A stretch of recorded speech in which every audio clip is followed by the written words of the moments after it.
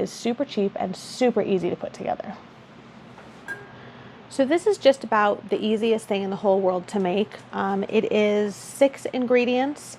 I am going to start with just 1.5 pounds of ground pork.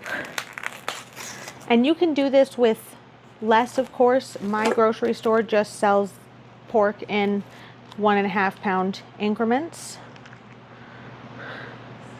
And then into the ground pork, we're just going to add about 2 teaspoons of brown sugar, 1 teaspoon of garlic powder, and then about 2 teaspoons of salt.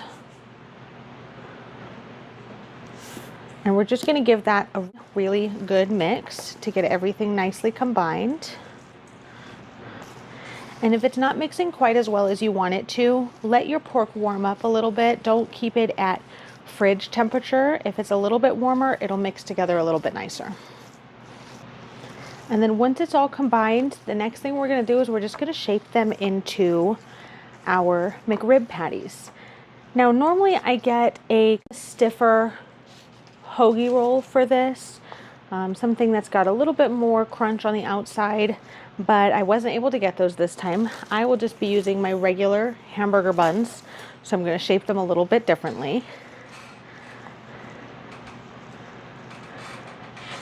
And I'm just going to make like a meatball out of it, and then just shape it essentially into a hamburger patty.